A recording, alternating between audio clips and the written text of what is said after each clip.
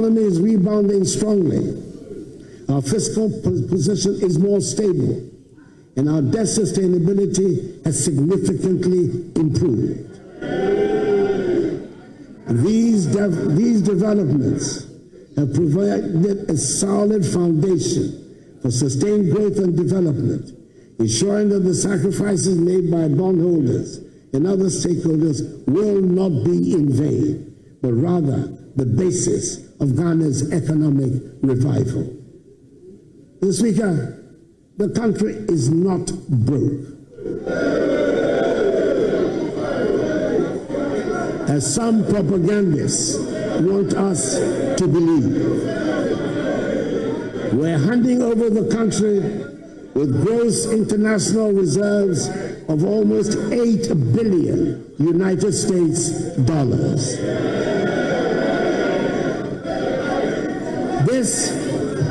This is more than the $6.2 billion United States dollars of gross international reserves my administration inherited in 2017. Economic growth. The noise will not shut out the statistics. And I intend to put the statistics on the record of Hansard, no matter the amount of noise.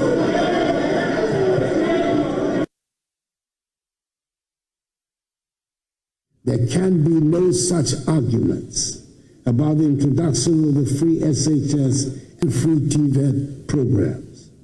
Another policy that did not have universal approval when I sought to introduce it on coming into office. However, I believe this is one of the rare occasions on which we can use the word transformational without any danger of abusing the word. We have transformed education, and there can never be a reversal,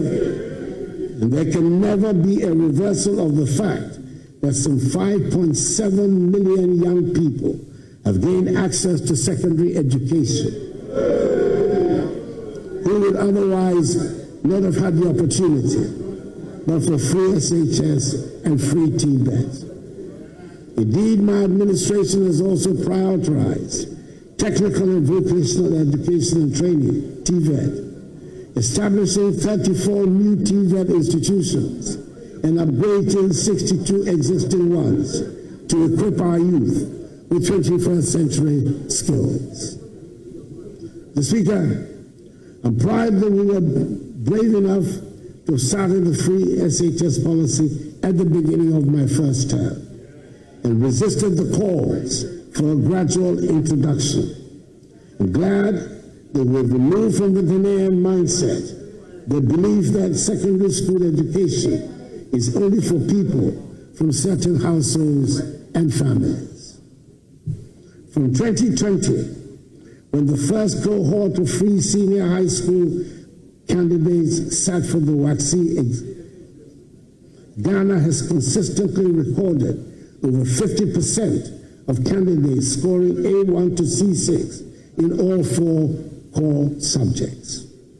This marks a stark improvement compared to the years prior, particularly the period when pass rates in core subjects were largely below 50%. The most important intervention is the Agenda 111 project we have embarked upon that aims to place a hospital in every district. Out of the 101 district hospitals and 2 psychiatric hospitals on the project list, there are 99 district and 2 psychiatric hospitals where contractors are deployed and work is in progress. I'd hoped that construction would be completed on all of them, but that, alas, was not to be. I'm pleased to report that on December 5th, I had the utmost pleasure to commission 3 of the district hospitals. Progress of works on the other 98 active sites range from 5% for sites whose work commenced recently to 95% at other sites. I'm hoping that the incoming Mahama administration will ensure that the project is completed to put our health infrastructure on a sound footing. Furthermore, we launched the National Ambulance Services Revitalization Program, increasing the number of ambulances from 55 barely functioning ambulances to over 300, ensuring timely emergency response and saving countless lives. No longer an assumption that we can make that our land will be safe and secure. Ghana, by the grace of God, remains the only country in the neighborhood that has not fallen victim to terrorist violence. It has taken a lot of concerted effort, and dare I say a lot of money, to enable us to protect our country from the ravages of the variety of terrorist groups. Right, and that's the president, Nana Addo Dankwa Akufo-Addo. He says that serving the Ghanaian people as president has been the greatest honor of my life. But do Ghanaians appreciate him as much? That is the question. Certainly, within the 8 years, has done a number of things, but for him, he put out what would be the highlights of his administration, solving chieftaincy, protracted chieftaincy matters in Dagbon, among others. The ambulances he speaks about. But we will fact check some of the highlights that he makes. On education, free SHS, on the energy sector, he says he inherited a doomsday economy. Is that true? Among other things. So let's begin the analysis, perhaps with Angela. What were your highlights? I'm trying to okay. Yes, so okay, let me say this. SONA, State of the Nation, I believe must be State of the Nation. And so far, what we've been having is, I don't know whether we've developed it by tradition, is to have presidents actually touting the things that they have done. You know, highlighting the developments that they've been able to achieve, the infrastructure, security, all of those things. However, I would have wished that even if they highlighted some of the things they have done, they would actually let us understand where that leaves the state. Okay, so if you say, I've been able to do Agenda 111, I didn't complete it. We must situate it against the broader frame of the health sector so that you're able to tell us where that leaves the health sector. If you're looking at education, you're not touting only what you have done, but you're looking also at what the broader outlook is on education as you give the State of the Nation address. So I think I was a bit disappointed because I didn't quite hear the State of the Nation. I heard more of what I've been able to do under my administration. But I don't think it's only Akufo-Addo who has done that. I think it's something that has been happening, and I think we need to address that. If it's a State of the Nation, let it be a State of the Nation. Use other opportunities that are given to you as a president to address what you've been able to do, and there are many numerous opportunities for that.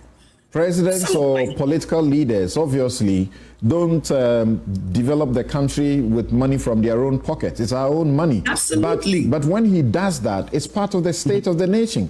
If he has improved the health sector by an Agenda 111 hospitals, which he's succeeded in commissioning 3, completed so far, and he's looking forward to Mahama to continue and complete the rest. And he's brought ambulances, he's done all of these things. It's part of the State of the Nation, is it not? Yes, it's part of the state of the nation, but it doesn't give you the full picture of the state of the nation or the sectors that you're addressing. And for me, that has always been sort of a problem for me, because I want to hear that this has been done, but this is within the wider framework of what is going on in this sector. So this is actually where the state is concerning education, health, social protection, whatever there are to speak about. And the second thing that I want to say when it comes to highlights, I mean, this is a president that's saying, Mayebi, okay, Mambeyeni, but appreciate me for what I've done. And I think it's good. It's troubling for some of us when we hear the way in which, you know, we take such partisan sides when it comes to some of these addresses, or even when it comes to evaluating what has happened in the country. Now, I in my circle of family, I have very strong NDC people and very strong NPP. And sometimes when I stand in the middle, I'm wondering, is it me or is it them? Why is it that they see everything in such stark black and white colors when it comes to the other side? And why is it that I don't see it like that? But that's the state in which we are in now when it comes to partisanship. Yes, baby. He couldn't finish everything. Yes, the people of Ghana have voted him out massively, but that still does not mean that he did not do something, he and his government. And I think we have to acknowledge it and also, you know, assess them and use that as a backdrop for the incoming government. It's very, very important. So some of my highlights. It is human nature, is it not, that you do 1,000 good, but you do one small wrong, and that might blight the whole thing you have done. Absolutely. But then we have history to judge you. Posterity is there. After a while, we'll start writing these things up and we would know that maybe we haven't been fair. Okay, and we need to acknowledge that these things happen, and it won't just happen to Akufo-Addo, it will happen to the next government, the next government. But we can learn from these things. Look at Galamsey. I was expecting a concrete report on even what he tried to do with Galamsey. Try and, you know, inform the public on what you did with the military, what you did in trying to clean up waters. I was so disappointed about his report on Galamsey, but that is one of the most core issues we are having to deal with, because it's an existential threat. It threatens us with ecocide. And so I was surprised at its treatment and the politicization of it, okay, by the president. I was hoping he would even leave something for the next government to build on, assuming those were even good. There isn't enough time, but a few more highlights for me. The school feeding, you know, the social protection. The Galamsey matter, there are those who suggest he would have been better off not speaking about it at all, rather than what he said. Among other things, he says, I welcome the many loud converts to the fight against Galamsey that suddenly appeared in the run-up to the 2024 elections. And I pray that more and more of us get to embrace the need for the protection of our lands and water bodies. That's being cynical. That's looking at it with mischief, as if the fight, those who came up, you know, spoke about it, were only after, you know, his government, sort of the NPP not being successful. And then he spoke about how his party has lost seats, among others.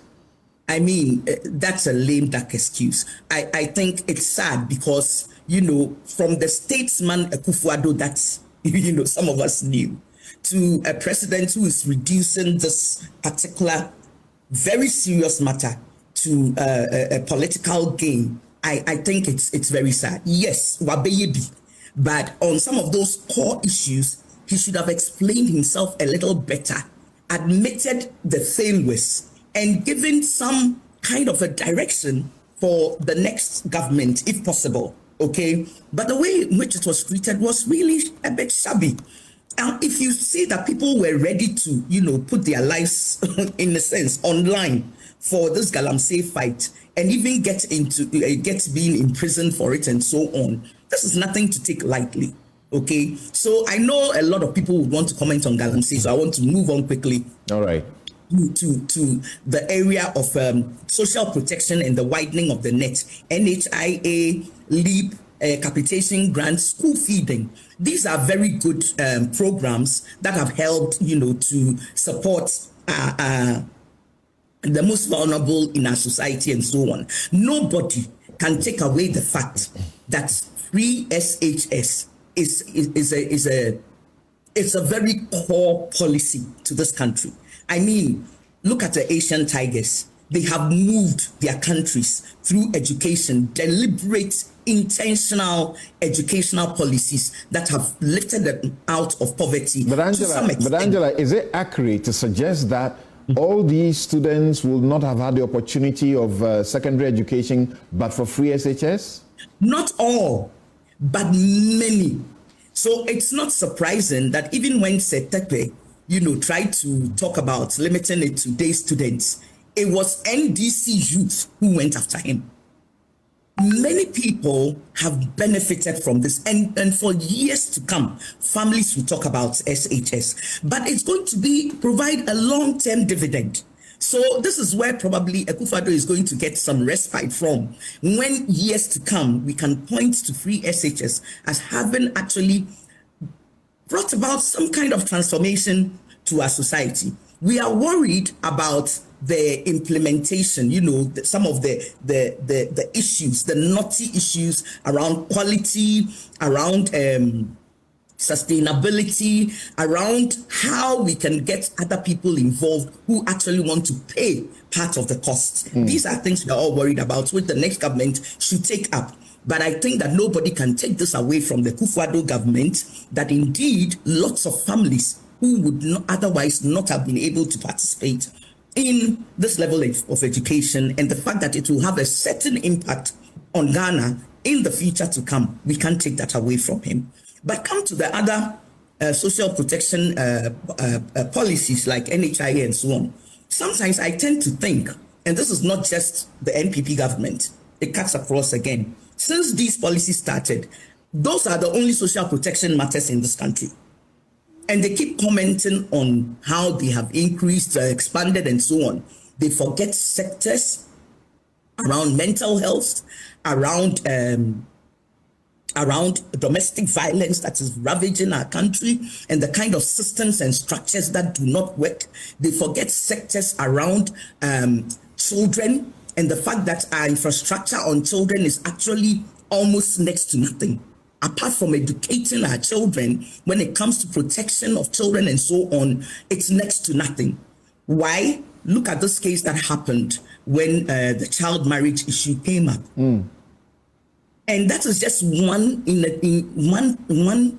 of the many of such issues that happen in this country to children who are not just the future, who are now. And it appears that we all swept it under the carpet, and that's the end of the matter. The Attorney General hasn't come back with his advice on going forward on child betrothal, nothing like that, and it's just going. And that's part of the issue, very disturbing issue that Professor Akosua Admakwan-Pofu complained about, because the media touches and then we leave. We don't sustain. Follow up to ensure that we get to the end of the matter. And when some of us try to follow up, we are not significant enough in terms of, our public clout. Right. So if they like, they will respond. If they don't like, they won't respond. All right. That's so another thing. Can I go around and come? Okay, economy briefly. I know there's so much about the highlights, but all right. So let me come to Fatih, and from Fatih I'll go to Prof. Your highlights. Certainly some good has happened. Absolutely. And like Angela says, on the opposite side, you heard Emmanuel Bois, right? They won't see anything that's right. How does that feel? Okay, Samson, first of all, I must commend the President for performing his constitutional mandate, even after the expiration of his term. I think sometimes we don't celebrate our democracy enough.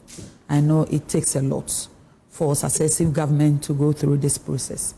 I was also very excited about the light and humorous aspect of the whole presentation, because the President is no stranger to the House, either as a member of Parliament or as a President.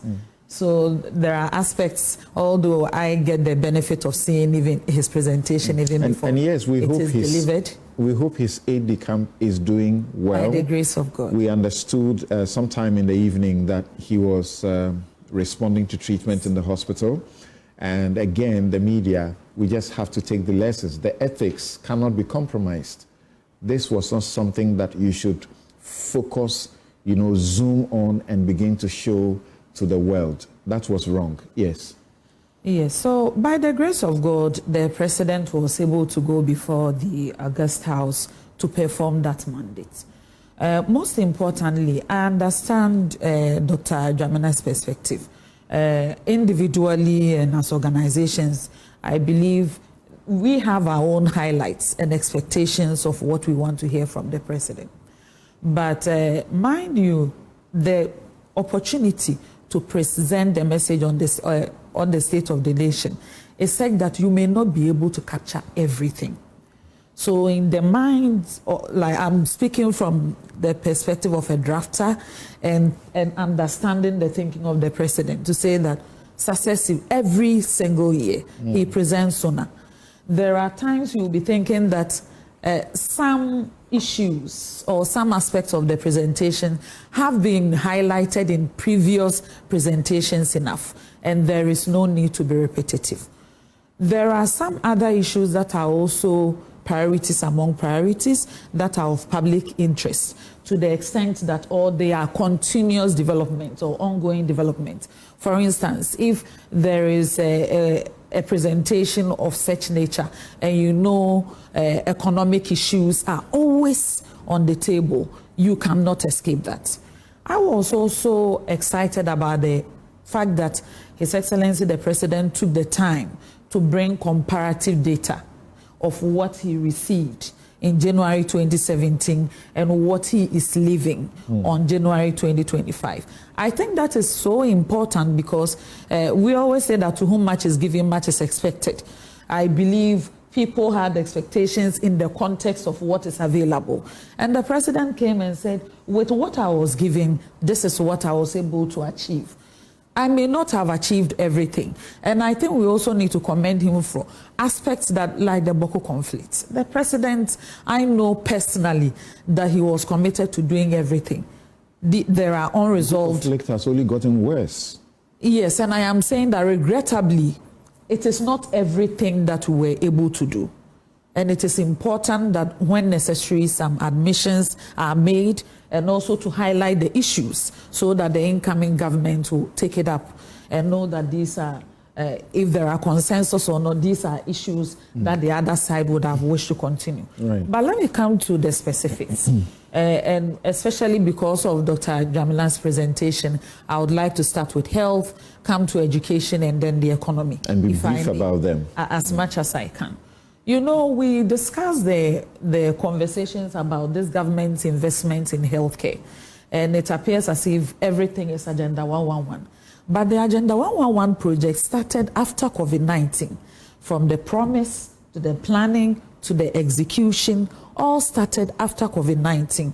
And this was the case because when we were faced with a global pandemic, that is when the real size or the reality of our health sector and its ability to absorb some of these unexpected crises came to the attention of everybody. And what you do is leave hospitals that were in the progress, some about to be completed, some completed but not fully finished, leave them and start 111 new ones? Interestingly, Samson, I have the data here. With your kind permission, I'll run you through.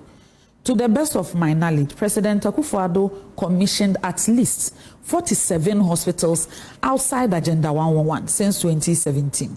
And if you allow me, I'll take you through the list of hospitals.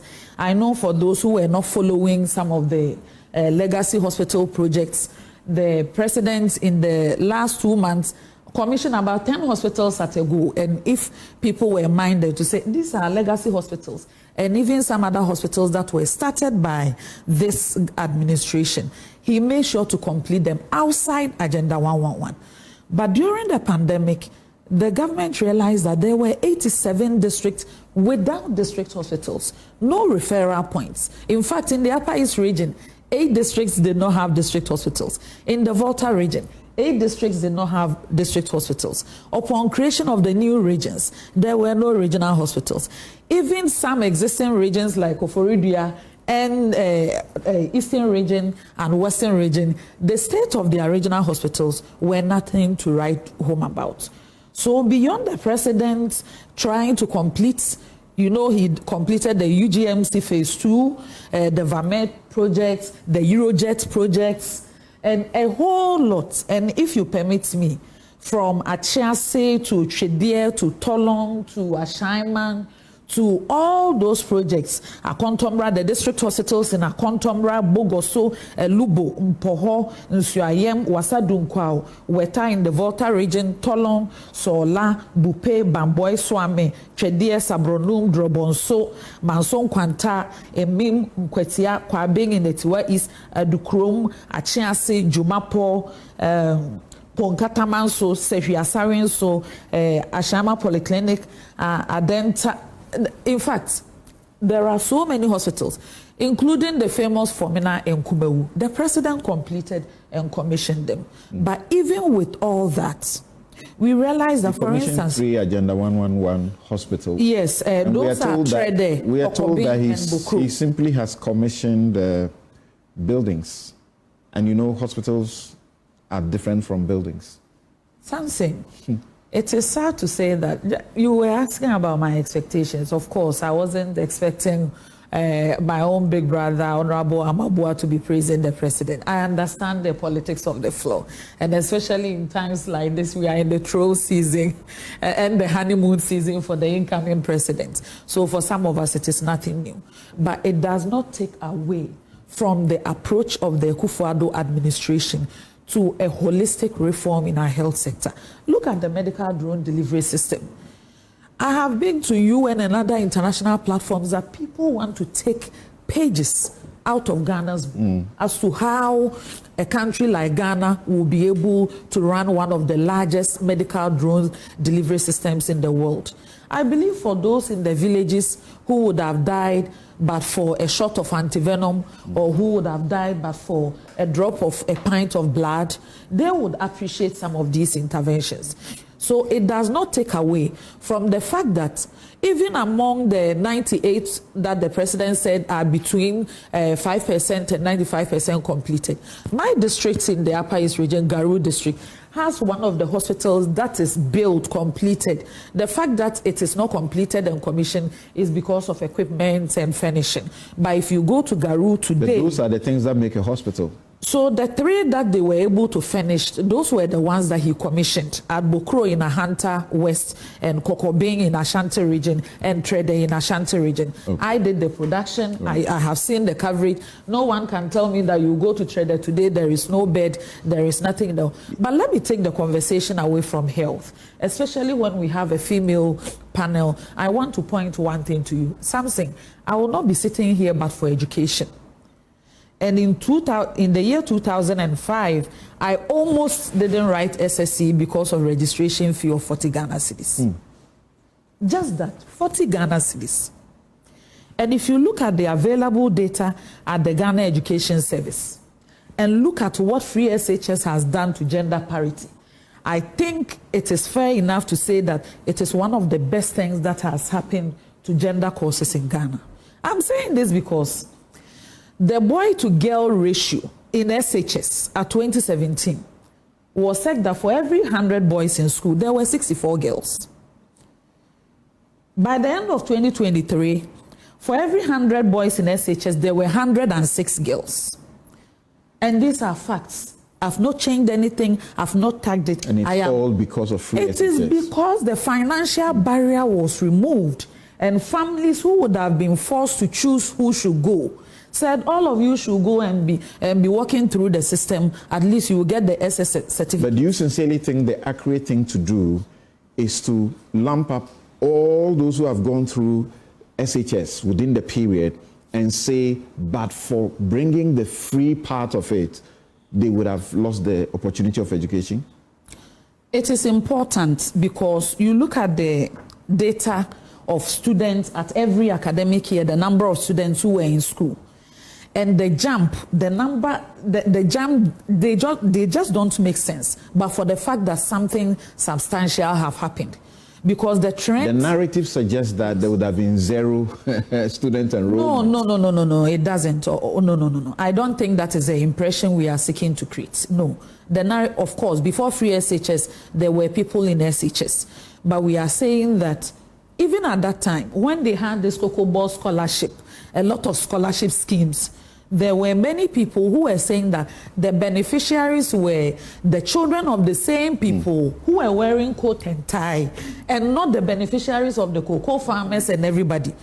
And this government said free SHS has come to remove the bureaucracy in scholarships. It has come to remove the discretion on parents, and then people who have the fiduciary duty over their house girls and house boys to say, you will not go. And it's a decision I have taken. You know about the Africa Education Watch? Yes.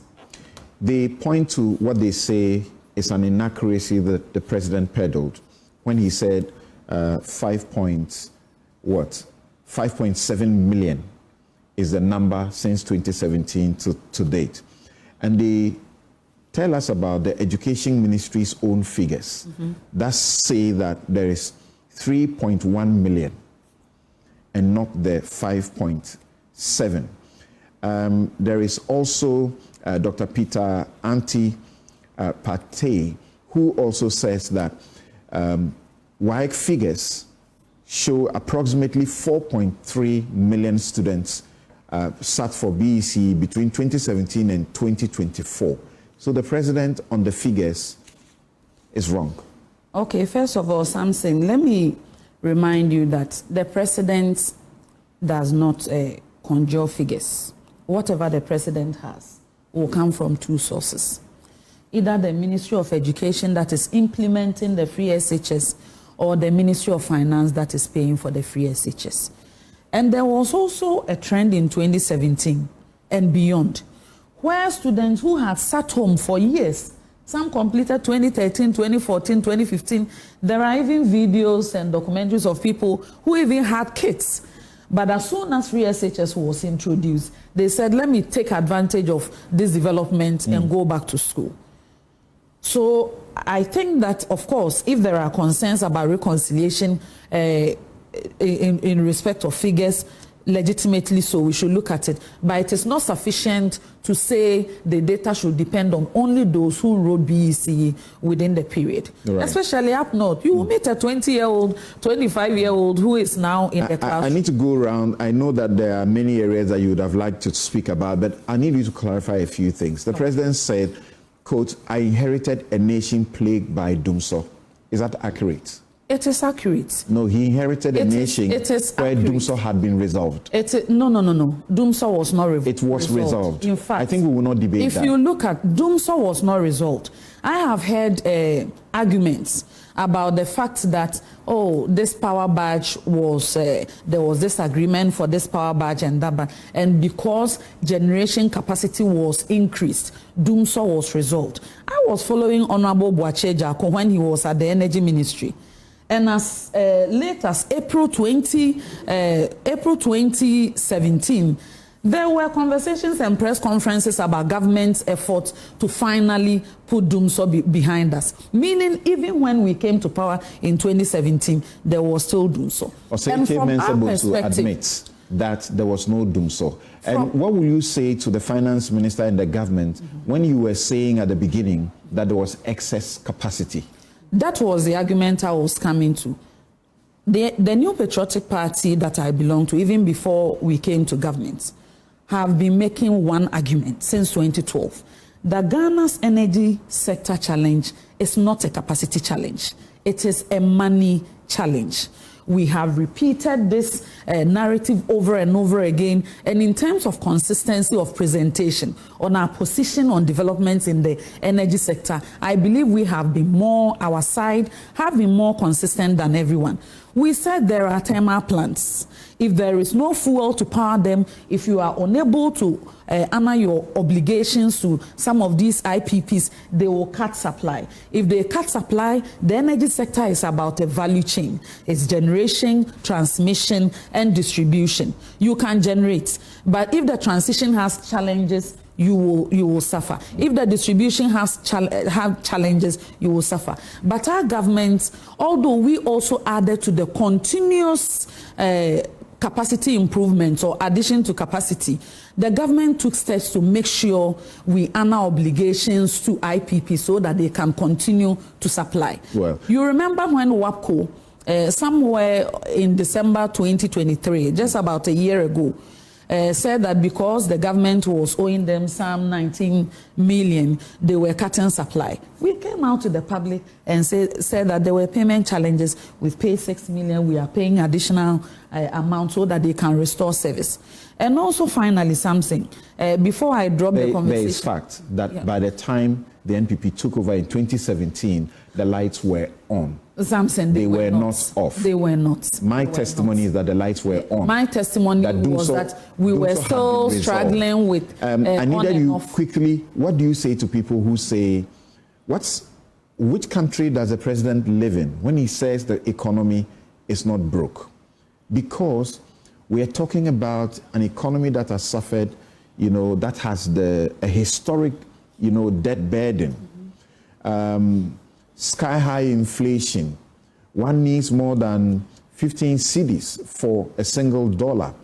So what does he mean when he says the economy is not broke? In fact, he uses the words that he had made the sacrifices that bondholders made, quote, form the basis of revival of the economy. Revival of a healthy economy? Samson, when we talk about Ghana's economy, it does not have only 3 indicators. I must admit, just as the president did, that inflation or cost of living is a very important indicator. So when we look at an inflation rate of about 23% at the end of November, it is not something we are proud of, and admittedly so. But the conversation around the economy cannot be left with only conversations about inflation.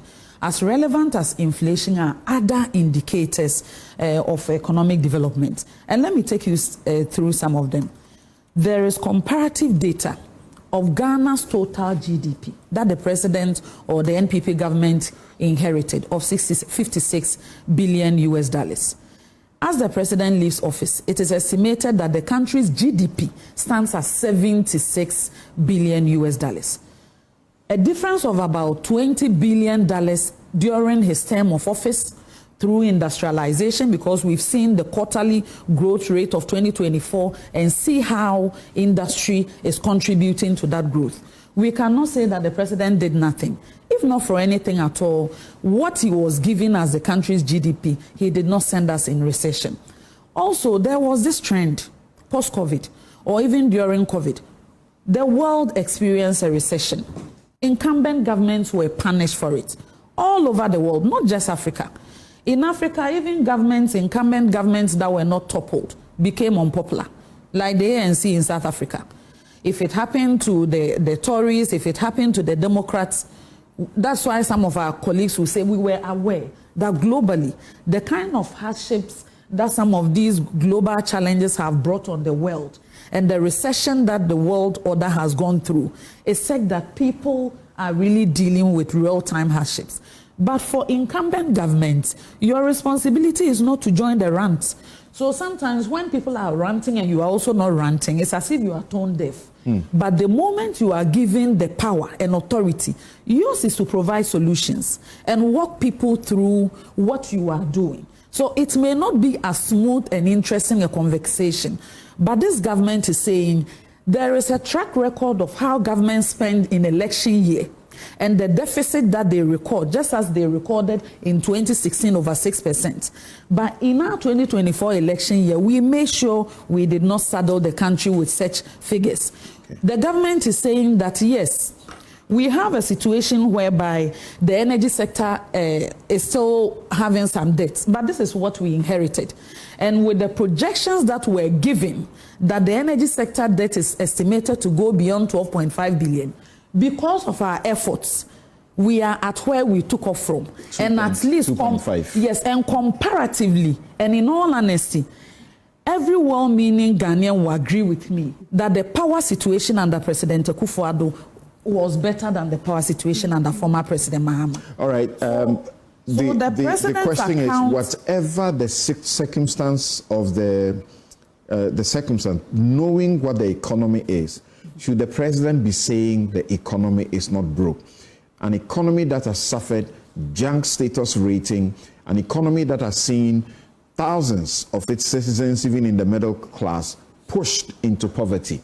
We take a quick break. When we return, we hear from Professor Akosua Adumakwa-Ampofo. We hear from Dr. Ofe Abuaje and also Joyce Bawa-Muktari. We'll be right back. This is Newsfile. You're welcome back. I guess in the studio for this special edition to begin the new year, Fatimatu Abubakar, Angela Dwamna-Abuaje, Professor Akosua Adumakwa-Ampofo, Joyce Bawa-Muktari, and Esther Ofe Abuaje. And just in case you didn't join us early enough, I believe you will join the very many people like Ansaki who say this is a wonderful panel. They want to enjoy this very often. Hanan Confidence Abdul says this is an empowering 10 and is thanking Newsfile for the assemblage of what he says are these beautiful and powerful female voices. And he says today's show is a celebration of brilliance, balance, and bold perspective. Christabel Dazi of the World Bank says this is excellent way to start the new year. Solid panelists. We can do it if we want to. Hashtag representation matters. Mercy Ejabing of the Alliance for Women in Media says this is lit. Such skill, talent, and brains and wit. And Yaira Akosua Adigbo, that's my University of Ghana English course mate and senior at the bar. She's a bold, diligent lawyer. She joins thought leaders like Noel Falong and many others who say they are super excited about today's edition. Clara Berry Kasati, thank you. I've seen your comment, and all of you joining us, and happy. Thank you, and I hope you are enjoying it. Let's go straight to Professor Akosua Adumakwa-Ampofo of the Institute of African Studies, University of Ghana. You know her just too well. Blunt speaking. Do you live in the same economy with Akufo-Addo? Let's check. This economy is not broke. Is that what you know? Thanks, Samson, and thanks to all your listeners and viewers who've given us all these thumbs up. We appreciate you. And I want to also say I admire Fatih for her presentation, and say that if she was working for me, I would be happy to have somebody like that speak on my behalf. However, I'm not as excited as she was. I think I counted her using the word excited 3 times. I'm not excited. And Samson, you said that I'm blunt speaking, and since we don't have a lot of time, I'm going to shoot straight from the hips. And also because we have an incoming government, and I think that we should expunge the word honeymoon from our lexicon. There's no time for honeymoons. They've got to hit the road running. And so all that they hear us say is for them to take action. There's no time for honeymoon. So if we're complaining about where we've been, it's because we want them to take us out of where we've been. So no time for that. Okay. Economy, no, I'm not living in the same economy. Right. And I feel very sad when I hear, I have actually heard young people tell me that they do not plan to have children now or in the near future because they don't think they can afford to live the kind of lifestyle that will make them and their families comfortable if they have children. That's a very, very sad testimony. My husband and I were doing some math over the holiday period, and even though I'm a retired professor on contract, I retired as a full professor. I've been a full professor for a number of years. The kinds of investments and things that we could do when I was younger, when my salary on paper was about half of what it is now, we will not be able to do that today. We can't. And I'm just grateful that our children have completed, they finished with their higher education, they are living their lives, and we are not responsible for them. We do help other people, as everybody in Ghana does, but many of the kinds of things that we did, I've told myself I would like to have a new car. There are two reasons why I can't have one or won't have one. One is that I can't afford it. And two is that the way people drive on the streets, every day my car will be in the shop. The people drive big cars, scrape past me with their police escorts, wave their hands at me because I haven't moved fast enough. And please, I hope the NDC is listening. We don't want to see that kind of entitlement on our streets. So the economy, no. It's easy to use statistics. We feel it, right? And as somebody who educates and I teach research methods and we use statistics, we say that if two people participate in a survey, you want to have 100 participants in your survey, you get only 2. One says yes, one says no, and then you say 50% of people said yes, 50% said no. You can use statistics to bamboozle us, right? And it's like, wow, 50% sounds great, but you had only 2 people participate in your survey. So those numbers, the GDP and so on, it's really how we live. One of the things the president said was about how much we are earning from gold. Angela said she was disappointed about what was not said about Galamsey. If we are earning all this money from gold, I think the price of gold went up by about 40% last year. We're earning all this money from gold. And yet, again, Angela used the word ecocide, and yet we are killing each other. How much of that money are we going to use for people's health? We hear that in especially the Ashanti region, the cases of renal failure have gone up. How much does it cost for us for those treatments? These new hospitals, are they going to be able to do that? So please, right? Let me also move quickly to education, because this is where I'm connected. There are a number of things that are just heartbreaking. We can send people to school, but if they are functionally literate, it doesn't mean a thing. They go through the system, they come out, we receive them at the higher level, right? That's when you would think that they could string a sentence together and spell. And we are seeing students who make it through who are functionally illiterate. So what is the point of sending them to school? Apparently, and anyone can correct me, the school feeding that is given at the SHS level at the moment, is it 1 cedi 50 pesos? Did it go up? I don't know. Right now, a ball of kenke, and the 1 cedi 50 pesos is for a day. A ball of kenke is between 4 and 5 cedis. So in other words, 4 or 3 children will share 1 ball of kenke for the whole day in school, right? What does that mean for the parents who are sending their children into these schools? We know, the rest of us, we are subsidizing the free SHS. And yet, PTAs are not allowed to talk about this. Old boys and old girls are not allowed to say how much they are investing in the schools. Principals are not allowed to say how much money they need, because if they do so, they are disgracing the government. Let's be real. Free SHS is being subsidized by Ghanaian taxpayers, and it's not making its way into the statistics. I know parents who have to go to school every weekend to take food to their kids, but have to take enough food for 5 or 6 children, so that whose parents cannot afford to do this can enjoy from the parents who are able to do this for their children. WASSCE results are late. I'm sitting here right now. We are wondering when we are going to admit our first-year students. We are told that government owes the West African Exams Council. So if we've got all these amazing figures for revenues, why haven't we paid? Why do we still have to wait? Why does our academic year have to get messed up? What about children who want to study in other parts of the world, who cannot go, and in fact, who will not go because they do not have their results? And I want to serve notice to the NDC, because Samson, you've assured me they are listening. I heard the incoming president say that first year in education at the university is also going to be free, or words to that effect. Yeah, that's correct. Unless he is planning to provide that money to the universities. And we know that the subsidies and what government pays to universities right now, it's basically our salaries, right? So where are the universities expected to get the money from to take care of these millions of students who are going to enter into our enclaves for higher education? We also, Fatih mentioned the numbers of female students, and it's great. It's great to have a ratio that is improving female participation. Sexual harassment is a major issue in our secondary. Those who do research in the schools, both SHS and JHS, major issue is sexual harassment, rape. These cases are brushed under the carpet. We are not allowed to talk about them. They go to the stations. The majority of those cases do not end up anywhere. They are settled out of court. Pastors come and beg. We ask people, they give you a little bit of money to pay you for what has happened to your daughter and sometimes also your son. Those issues are not being dealt with in the educational sector.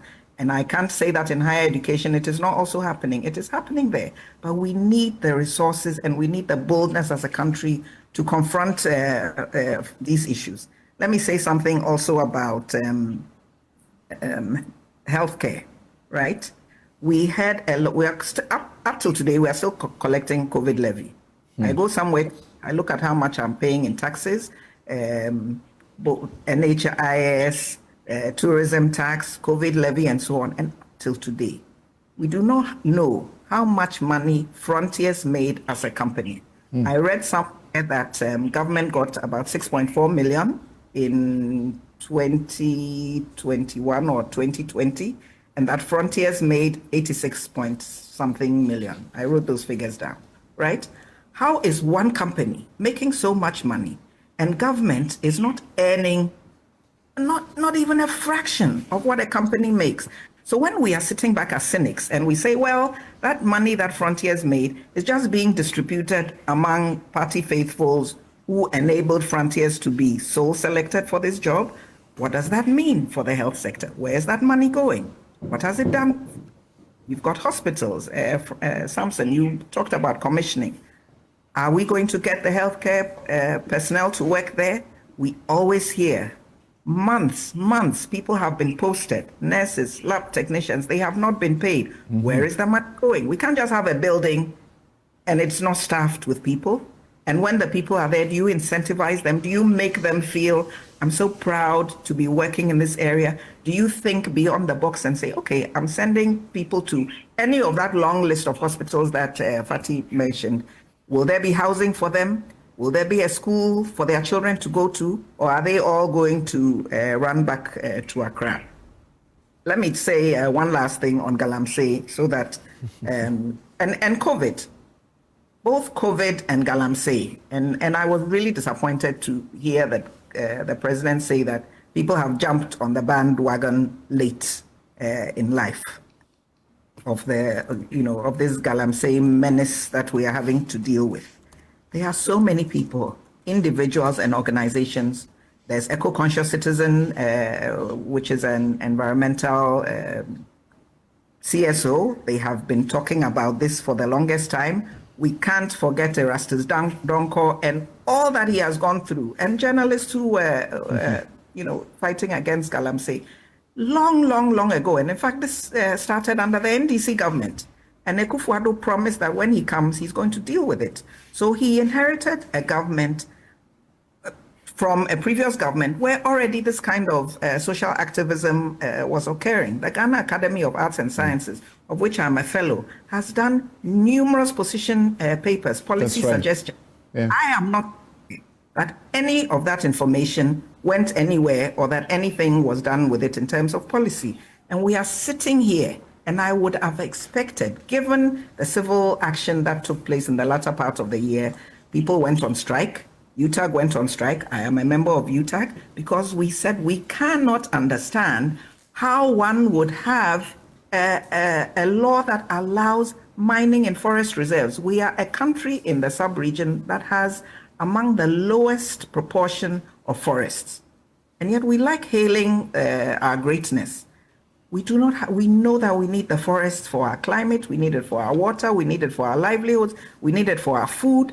Galamsey is not just robbing us of clean water. It is robbing us of clean food. And that one, if you see brown water coming from your tap, yeah, think that it is poisoned. Or if you live near a river and you see brown water, you know that it is harmful. You may not know how many chemicals are in that water, but you definitely know it. When you are eating your contobre or your cocoyam, you don't know if there's cyanide that is around it.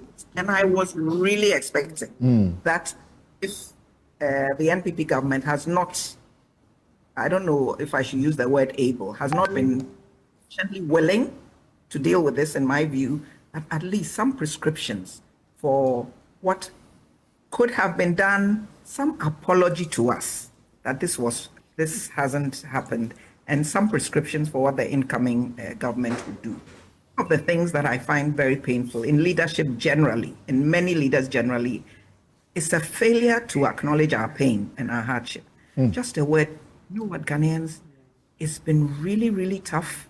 We acknowledge that we haven't done what we should have done. Tell us the wonderful things. We can feel the pain. And they will then blame their predecessors for, and I don't want to hear this with President Mahama, that he came, he inherited this, and that's why he can't do that, and Ghanaians are complaining. Yes, we will complain. That is why, let's give some statistics that everybody is aware of. When the NDC won the election when the NPP won the election in 2020, they won with 6.7 million voters, roughly. Today, the NDC has won with 6.3 million, and they lost with 6.2 million in 2020. So they have added 1 million voters per in order to win. This is 100,000 voters. 100,000 voters, I'm sorry, to win. A little over 100,000 voters to win. This is not a huge victory for them. They won because a lot of people did not go out to vote. I'm told that the voting population was about 61%, and last time it was 79. About 20% of our population did not go out and vote. And a lot of young people that I have spoken to, not only in Accra, refused to go and vote. And they say that is a vote of no confidence in Akufo-Addo. Exactly. And so the incoming government should take note that it was not because everybody was like, yay, we are now so happy to have the NDC. They were just fed up with the NPP. And so I am expecting that this incoming government, the issues that we are talking about today, education, healthcare, the mining sector, all of these, the social protection, every day, yes, Angela talked about it. We talk about NHIS. What about children? What about the elderly? What about the disabled? What are we doing for them? Ministers pass. We had a former Minister of Gender and Social Protection who opened her mouth to say that she was not aware of the number of children on the streets who had come from other parts of Africa, or that there were children on the streets because of, people who could not pay their school fees. How can you be a minister and not be aware of the hardship that is going on in this country? What kind of policies are we putting in place for the least and the most vulnerable? That's how we measure the success of our country. It's not about the figures. It's not about how much gold we are earning. It's not about how much money we are earning. How well are the least, the most vulnerable? What are we doing for them? Do we care about them? We just drive past them. We do not care. It's a rainy day. There are puddles on the street. Somebody's by the side of the street begging. You are driving in your V8. You've got tinted glasses. You don't give a damn, excuse my language. And then you zoom past them. You don't even think that as a political appointee, what can I do? What, as an MP, can I say when I get into Parliament? And we can talk about the MPs. I'm sure we'll come to that with the ex gratia. What can I do to change something within the 4 or 8 years that I'm in office, or 12, or whatever it may end up being, for some of these people who are suffering the most? There is no point sending everybody if they are not going. There is no point sending them to school if they cannot read and write. In fact, they would have better served learning a trade and immediately earning an income than postponing their earning of an income for several years only to end up with nothing. So let me end it there. Okay. Samson. Thank you. Right. Thank you very much. And I think we'll do it this way. We'll hear from Joyce before we go to Dr. Ofe Abuaji, because I suspect there will be the need for a moderating influence. Yes, Joyce, what were your highlights? Oh, well, very, very, very disappointing, totally disappointing. And let me confess that listening to Dr. Ampofu, I think in many ways she actually literally, shares very similar sentiments as I have. And of course, you heard Fatih and I, when we took a short break, I told her that this is literally a president in denial, a government in denial, outgoing appointees in denial. All the lists of persons she mentioned, the list of communities, the list of constituencies, literally had an opportunity to share their views about this administration led by President Akufo-Addo. And Hajia Fatima, Ghanaians have told you that it is the insensitivity of your government that actually led to the protests against your administration, more than anything. Yesterday, I listened to President Adodankwa Akufo-Addo. To my utter disappointment, I didn't hear a shred of regret, a modicum of sadness, a touch of respect for those who went out there to elect him into office in 2016. The very same people who endorsed his presidency did not get what they were expecting yesterday. A touch of regret, just maybe, would probably have done a fantastic job preserving a certain image of a man who said very proudly that his biggest moment must have been to serve Ghanaians as president. He is over 80. It means that at the time when he took the mantle of leadership, he was above 70 years old. And so must know that all of us were expecting a touch of humility at last in the final embers, when he could no longer speak to Ghana beyond aid, when he could no longer even boast about the almost 1 million individuals who elected him into office, when he couldn't even boast about the fact that in one fell swoop, the MPP lost almost all of the parliamentary seats in Ghana, giving the NDC well above 182 seats. My sister, sometimes, no matter the circumstances, it is also a mark of leadership to admit to your own feelings that in some cases, we probably could have done better. Short of that, anything else yesterday for me was a complete and utter disappointment. And it was actually in the final hours as they left when I saw for the very first time our mother and First Lady, our beautiful Rebecca, express her frustrations in the way she did after 8 years of stoicism and silence, even in the face of the most frustrating criticisms. It summed it up for me that yes, if President Akufo-Addo had even expressed a shred of responsibility for the MPP's loss by a wide margin of 57.7% in one election, maybe Madam would have been a touch more relaxed and taken Honorable Boa's comments in good faith, because they summed up what every single Ghanaian citizen was thinking. Fatih, I would look at it from the perspective of the economy first. People are starving. Citizens are hungry. Let's thank God that, yes, you and I and probably Samson share a common history, that because of where we come from, as third-generation northern children, education indeed is the reason why we are here today. But what we should not forget is that as we sit here, we have members of our extended families across the country who still sleep on an empty stomach. I have an aunt in Katamanto who's been selling yams there since I was born. So I feel and I understand what it means to go to school, Samson, and have absolutely no education. There's a difference. And remember that in terms of gender parity, this was achieved as far back as 2015. You can cross-check. where we had actually primed the girl child to the point where the boy children were now being left behind at the primary level. So naturally, these were the same kids that fed into the senior high school system. That is also fact. And then you come and look at the numbers. President Akufo-Addo spoke about 5.7 million children in tertiary education. It's a lie, factually inaccurate and incorrect. But certainly it is still the highest selling point. So I'll continue to exhibit this huge grandiosity around this policy, because for him, really, his legacy is indeed in tatters. And Angela said it. Maybe years later, who knows, we might look on it very fairly. But as we speak today, and Dr. Adomako has said it, look at the number of children who are falling out, dropping out, who are receiving an education but are not educated. And Samson, when you look at the statistics, in terms of even entry points, 2013 to 2022, this is a very reliable education source. When you want research, you go there. 2013. So what's the source of that? This is the Statistica. Okay. Largely, for any education information, that's where you go to. 2013, we had 68.58.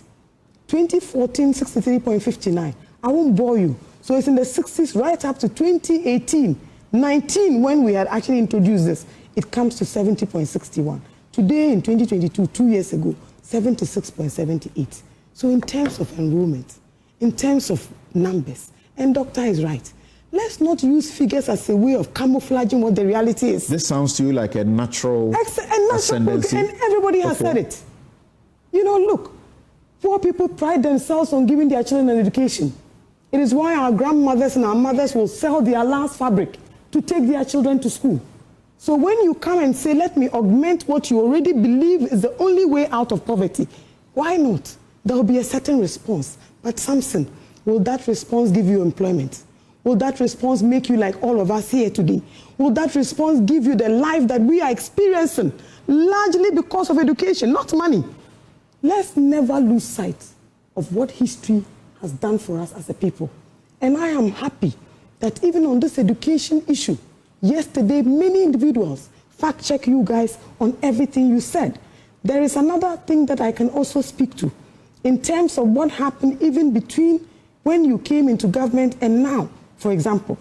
So you look at it very closely and then you ask yourself, what really is the issue about what our president wants to tell us? First and foremost, what is he trying to tell us, Samson?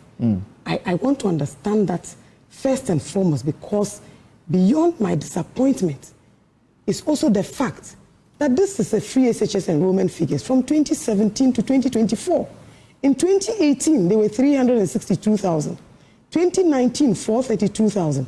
2020, 404,000, right up to today. So you see, the numbers really don't speak to what the reality is on the ground. Have you seen some of the infrastructure? Have you seen some of these teachers, the quality of teaching, that they have no textbooks, that today there is no curriculum? And I say, Fatih, the places you mentioned, all those communities voted against the MPP MP and voted against your presidential candidate for good reason. That the reality on the ground is that nobody feels what you guys feel. And we are not actually going to accept being told barefaced lies. What happened yesterday was a grand deception to try and save face when there was actually no need. And like I said, Auntie Rebecca's reaction at the end of it spoke volumes. We are all women, and we know when we are frustrated how we can behave. So let's not put premium on this thing. As for poverty, you and I probably know it better than most. We've all experienced it. But for education, you probably will never make it to this level. Just a little aside, because you have reference to the First Lady's, outburst, as we understand, at Emmanuel Amakofi-Boa for what he had to say. The Egyptians you see today, you see them no more tomorrow. Reminding Akufo-Addo of the promise of a cathedral which has not happened, reminding him of the poverty situation, among other things. She may have forgotten about the fact that in Parliament, by the Constitution, they enjoy a certain freedom, parliamentary privilege and freedom of debate. And they also have a way that they like. Right. Have a way they but does fairness not require that there ought not be a rounded condemnation of Akufo-Addo's regime? Samson, each time I hear the statement, my heart goes very, very soft. And then even my voice will always change. How much fairness did Akufo-Addo offer to his predecessors? Did he ever express any modicum of support for his predecessors? Did he ever say that difficult as the education terrain is, please join me, let's decide whether or not we should do this way or go about it that way? You heard many people speak to the fact that there was a certain silence, that even Charles could not speak out, that old school associations dared not criticize, that headmasters and headmistress wouldn't dare, because as soon as you do, you'll be suspended, sacked, or completely rusticated. This is what we have to deal with. Secondly, fairness will also demand that if the economy is in shambles, that in all fairness, you acknowledge that you have literally mismanaged the economy for keeping your cousin as finance minister way beyond his welcome. And indeed, all the transactions that took place, who were the biggest beneficiaries? Go and check. The next thing is that fairness is also that people are hungry, my brother. That beyond free senior high schools, the reality of the fact that food is expensive. That for the first time under your watch, Ghanaians experience food inflation of a kind never seen before. I know a family that was in the Upper East region, for example. They couldn't even buy maize because they are now these unscrupulous people who are going there with off-taker arrangements and buying whatever grains are available for storage and to other countries. This is a fact. You can cross-check. And we have a president in Ghana and for 8 years. My sister Fatima, you are a young woman like me. You are a woman from the north. You know what hunger is in our areas. In the Upper East, you lost all the seats except one. Why do you think that happened? Because people are hungry. So you constructed hospitals. You've listed them. I have an even taller list of the number of hospitals. Most of the ones you mentioned were hospitals, something you know, left behind by the previous administration. Let me finish. Thank you. So let me finish. So you know that there is no precedent, and I'm speaking still to fairness, Samson, who would come into office and not attempt to build a hospital and not attempt to improve our health infrastructure. When did you ever hear President Akufo-Addo, in his whole 8 years, give any fair comment about any of his predecessors? Not once. Secondly, let's speak about health. Health is wealth. The National Health Insurance, go there and see the numbers of employees, all feeding fat, taxpayer money. The persons who are supposed to benefit from National Health Insurance, Samson, are mostly from the poorest parts of Ghana. You heard the Afrobarometer report that Ghanaians have gotten multi-dimensionally poorer over the last 8 years, right up to the Western region. Nobody was actually, spared, all of us. The next thing we want to speak to is that talking about health, we were in Wenchi, where there was a hospital that was the only one serving them, where President Akufo-Addo told them at a deadline, you, Mayaja, you were there, that because they didn't vote for his parliamentary candidates, that is why development has not come there. The next thing is what happened in the Volta region regarding an E-block, where a chief was told openly, brazenly, by a president of Ghana that you did not vote well, so you will not get development. So when it comes to hunger too, the same way that people were hungry, and yet we refused to give them food, is why they voted en masse against you. Then talking about hospital, there's one in Salaga, in my own community. Beautiful hospital facility is still sitting there. And lively, you didn't mention it in your list. And then you come all the way to Upper West region. It took a protest before that facility was opened. President Akufo-Addo never expressed fairness to anybody or even expressed any respect for any other person. You see, it is why I believe that God works in the affairs of men. And beyond the lies we tell, beyond the propaganda, beyond all the pretense of a platform like Parliament where you can say anything and maybe even get away with it, is the fact that Ghanaians went to a referendum on December 07 and scored the MPP F by voting them out, both their candidates, president and vice, and of course the PCs, for good reason. Never lose sight of that. The third thing I want to speak about is that what? You left behind 8 billion. The public debt today stands at close to 800 billion, Samson. We have the debts of the DDEPs that are yet to be paid. We have the public debts, the international debts that have been postponed to 2026, for example, and 2028, that are yet to be fulfilled. In 2016, when Mr. Mahama was leaving, similarly, funny enough, the figures even rhyme. There was 6.2 billion in the kitty, plus 10 and Sankofa oil wells. Indeed, where are those investors today? ENI, ExxonMobil. Recently, there's another award against the government of Ghana for abrogating these very important contracts. Mr. Mahama has a way that he puts it, and that by now, we should be pumping oil like no man's business. But because of family feuds and clanism, all these investors have left. Why are we not depending on gas, Samson, more than crude oil? It is always about procurement for this administration, and it is a procurement sense that has led them to this failure that they are experiencing today. But you see, even in the face of failure, they refuse to admit, even for a second, that let's take responsibility at least for the fact that we failed to deliver on a better economy for the good people of Ghana, that we failed to deliver on Agenda 111. Go back to the tapes of when the subject matter was introduced. You see, the issue is not about what we're trying to do or not trying to do. Samson, there can be no president under the Fourth Republic who didn't focus on infrastructure, be it in education, be it in health, be it in roads, name it, than Mr. John Mahama. And you can check, even Google will tell you that this is a president who tried to close the infrastructure deficit. But he got no credit and got no fairness from his successor. I think the biggest time that Mr. Akufo-Addo has ever even acknowledged John Mahama in any positive light was in his last paragraph yesterday, where he actually expressed congratulations to him for a resounding victory in the election. We have humbled him and taught him a lesson that mediocrity will not be tolerated. And Dr. Adomako, I agree with you. You know me very well. I have told Mr. Mahama, we must sit up. We must do better. We must offer Ghanaians what it is they are asking for. Figures don't put food on the table. Statistics are to guide us so we can introduce policies to feed and improve our lives. If planting for food and jobs took 2.8 billion, and yet people were suffering food inflation, then something is wrong with the policy, something is wrong with the data, something is wrong with the implementation, and somebody must be checking.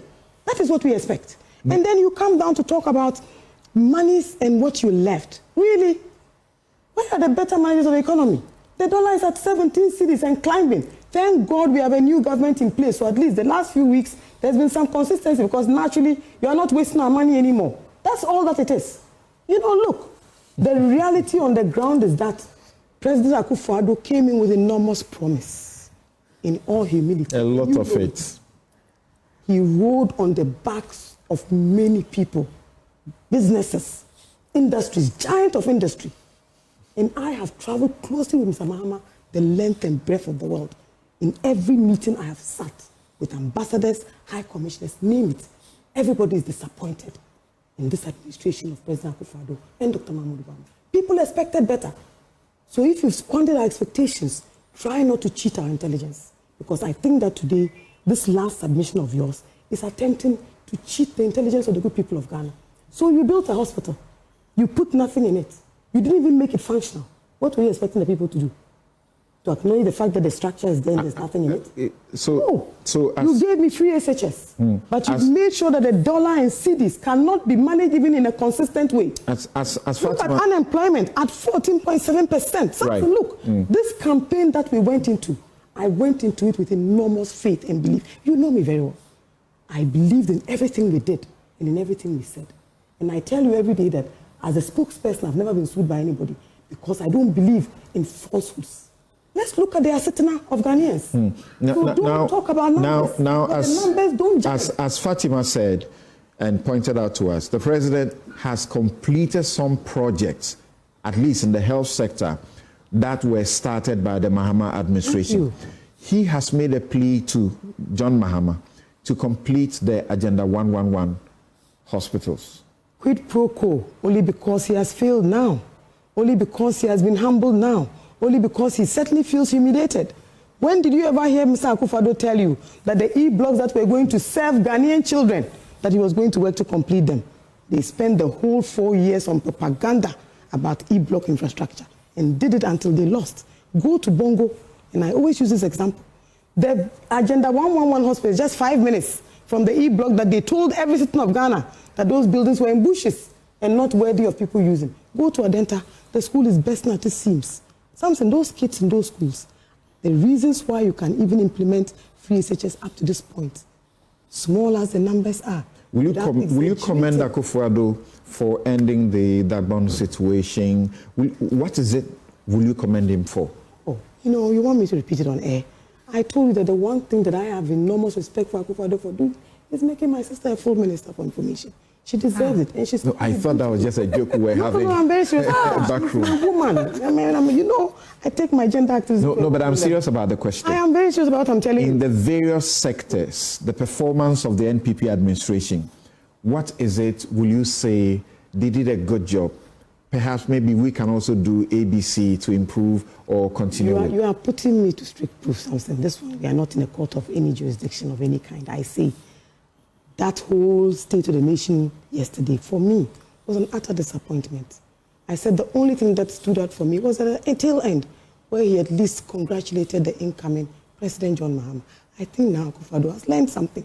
It is not easy to manage a country like Ghana with competing interests, a tight budget, struggling to industrialize.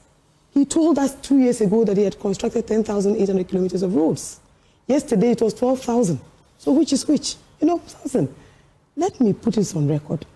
I, Joyce, respect every individual who becomes president of this country. And in the Fourth Republic, we've had amazing human beings who have led this country because they chose to do so. But let's also admit the failings of the administration, that they failed to deliver on the major promises that they made, that the referendum was the December 07 election, that beyond data and statistics, which is why they even gave them results in February, they were losing and they didn't believe it. They were arguing with the strategists. It's the same thing we are still doing. The reality check, Sister Fati, should be that when we were leaving office, this is a list of everything that was left behind. And I like the way it is summarized. There was a strategic buffer of cash amounts. The Ghana Infrastructure Fund had an accrual of $270 million. The sinking fund had $500 million. The stabilization fund had $300 million. If I start, the list will be endless. Every president inherits something, no matter how small. The challenge is what you do with the little that is left for you. You're happy about the OSP, are you not? The OSP did a fantastic job, but what was the OSP used to do? That's the brainchild of Akufo-Addo. The first OSP told us that Akufo-Addo was even more corrupt than the people he was pursuing. Fact. The second OSP has been hounded till date. Where is he? I'm still trying to get you to applaud one thing. You know that it will be difficult for me to find that one thing. And I've told you that in my heart of hearts, I respect every gentleman or lady who stands up to lead this country as president.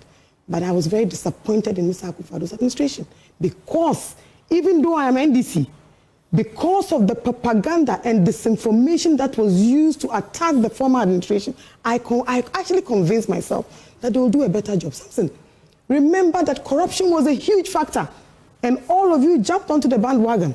And I remember my debates with you. In fact, for a while, I stopped coming to Newsfile. And you are my brother. We used to have these exchanges all through. Sometimes you'll even have them here, and I'll question you. Why are you not asking A or B? Look at the matter of PDS, $12 million. Do you know what that can do for Katamanto? Or for the free SHS people that we so boldly talk about who are starving? Secondly, look at the issue to do with the National Cathedral. $58 million. Add Frontiers and how they are receiving COVID tax till date. And I'm delighted that John Mahama has told us that there are a few of these nuisance taxes that he will need Parliament as soon as it is reconvening to immediately take a second look at. Because we must stop paying that COVID tax. You buy papaya, you pay COVID tax. And yet, we were told that COVID tax was to construct and complete Agenda 111. Okay. Do you know how much we need to complete Agenda 111? Let me go to Esther now. $1.4 billion to finish. So where has he left the 1.4 billion and telling us that he's left behind what? 8 billion. That's woefully inadequate. You know, there have been problems, and we'll come to deal with those maybe now or subsequently, about how, successive governments, don't continue with what predecessors leave. When it comes to the housing sector, we've had this problem, and it appears it's the Ghanaian who is at the end of the stick, just taking all, the bad development. For example, we can look at Segleme, and it's taking 8 years. It's been left until the campaign. We began to see an attempt to say we want to do something about it after a lot has been left to rot. A similar thing happened. Kufuor leaves, the scene, and you have these affordable housings uncompleted, not ready, and then we begin to look for something else to do all of this Ghanaian taxpayers' money. I need your brief comment on this because I'll be remiss if I don't bring this up to you, Joyce, before I go to Esther, that the president says that he has been handed a constitution review consultative committee report, and he is going to present it to the president-elect for consideration. The president has been talking about a legacy, this re-election being a legacy term for him. What will he do about it? He will immediately kickstart the process, Samson. And that's actually very late coming from President Akufo-Addo. Indeed, he had 8 years, and the lawyer that he is, like I say, I expected more from him.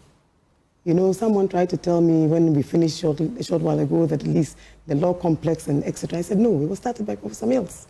That is the truth. And had some installations from John Mahama, and then of course, President Akufo-Addo completed it. So even that one is not something that you can actually completely allow Mr. Akufo-Addo to take credit for. We were told it started in Akufo-Addo's time as Attorney General. But as Attorney General, you don't construct projects. You didn't finish. You became president 8 years later. We're still having the same conversation. My brother, Mr. Akufo-Addo, had every right within his own bosom and his knowledge in the comfort of his presidency to work on this constitution. And I remember there have been comments even where he's passed that something else needed to be done, if you remember. And it was actually in the course of when they were majority in parliament that this thing actually failed to see the light of day. But note, that process of a constitutional amendment has become even more important now than before. Ghanaians are completely dissatisfied with the constitutional arrangement this far. Matters to do with Article 71, and when you read the preamble, when you read the intentions of the drafters... President Mahama says you abolished that. Absolutely. It is something, because at the time, how big was our population? It's an entrenched provision, though. But that is the way, so we will go to referendum. And I believe that a lot of work was done in that regard. You know, it is a report I followed. And in fact, at the time, I even told Mr. Mahama that I would have loved to serve on that committee because it was a matter that, because my late father had served in the Constituent Assembly, and I still have some of his notes, written in very beautifully. And so I do know some of the backroom conversations leading to some of the provisions in this. An entrenched clause is simple. What it means is that, look, there is nothing that is entrenched. We now have a 2/3 majority in Parliament. Bring your views. I spoke to Clara yesterday, and Clara is someone that I talk to all the time. Mr. Mahama is committed to this process. But remember, we need the support of the MPP and the citizens of Ghana. That's right. This is Newsfile. It's your most authoritative news analysis platform, and here on Newsfile, we put Ghana first. Thanks very much for, and we are seeing most of your comments. It appears today, rather than sharing substantive comments on the presentations that our guests are making, all your comments are like this one. What a brilliant panel, and hope we get to see more of this. And I'm reading just too many of that. And this one says, that's Joyce Bauer for you. Outstanding presentation. Most of the comments have just been applauding our guest. Of course, Iraba has said earlier that I like Professor Akosua Adomako Ampofo. She's very open. And Vero had said earlier that she is as blunt as I suggested earlier. She has said that Prof. Akosua is real. Thank you very much. Now, Doc, let's hear you. What were your highlights? Have you left me thinking today? What were your highlights? Thank you very much for the opportunity. Like Angela, I was expecting the State of a Nation address to tell me certain things. Well, within the limitations of time, I wasn't sure I was going to get all of that. Perhaps I will need another review to look at and track a number of initiatives and questions that I had hoped to hear. I'm also listening to all of the discussion, and I'm saying to myself that, in some of the earlier discussions, you had asked me, or in the notes that we shared, about my thinking or what I'm coming out of this experience of. Right. And I was thinking that there were a number of missed opportunities for me, in the past 8 years or so. So some of things I would have liked to see happen. But it also provides us with sterling lessons going forward. I think President Mahama, incoming president, has a unique opportunity to leave a legacy, because I think he has nothing to lose. He has nothing to lose to go out and make a definitive difference on a number of fronts. There are major lessons for managing expectations. Because he is also coming on the back of enormous expectations, and he is also coming on the back of a lot of goodwill. He started talking about the debt in the energy sector and how the situation is dire, and so we need to pray and hope that things will get well. He should also be aware of the prayer people as well, and I hope my moderator is not listening to this comment that I'm saying. But again, issues around coordination, and also managing the communication by his ministers and also by people in public office. In other countries, ministers don't talk like that. They don't talk by heart like that. You see, there has been too much talking, and we pray that there won't be so much talking. Now to the substantive issues that I picked from the State of the Nation address. I was listening carefully about the issues around chieftaincy resolution and some of the issues that were emerging. And I was asking myself, why is chieftaincy beginning to pose a problem, apart from the older ones that have to be carefully unpacked and looked at and, resolved sustainably? The president alluded to the fact that we needed to strengthen certain institutions like the Ministry of Chieftaincy and the Peace Council to help to address some of these concerns. We also need to look at the chieftaincy institution itself and its place in our whole governance architecture. I think that we need to pursue that discussion further. I don't think the chieftaincy ministry has been accorded the respect and the place and the clout and the gravitas that is required for it to do this kind of thing. But that is a discussion. There's another school that wonders whether it is useful anyway. Whether it's useful anyway, we want to ask. So long as we intend to have such an institution, then we have to make it work. Because while running through all of my thinking around this whole State of the Nation addresses, all of these achievements have been touted, but are they worth the value of the resources that were expended on it? If we take the resources, the quantum of resources that have been expended and the result that we see, have we had value for money? We have to do some real... What's your answer to that? Anyways, in a number of places, I feel that opportunities have been missed. And I will talk to a few of that later. In that regard, so we have to rethink the whole public administration architecture. And when he was talking about the addressing corruption and the achievements, he talked about the OSP, the Fiscal Response Anti-Money Laundering Bill, and so on and so forth. What I was thinking was, and of course, he talked about the budgetary support for the accountability institutions. I was thinking that this whole public administration thing has to be properly, we have to think it through. We've been doing all of these things about public sector reform, but we need to look at the whole thing in its entirety. Professor Kweku Azar made some proposals about strengthening accountability of ministers and, pulling all of this together. And indeed, His Excellency the President has indicated it as a top item in his resetting, 120-day social contract. We have to think through all of this very, very carefully and decide what needs to be done and how. The Ministry of Chieftaincy, is it a priority for us to have a whole entity managing relations with the chiefs? What is the place of the National House of Chiefs in all of this?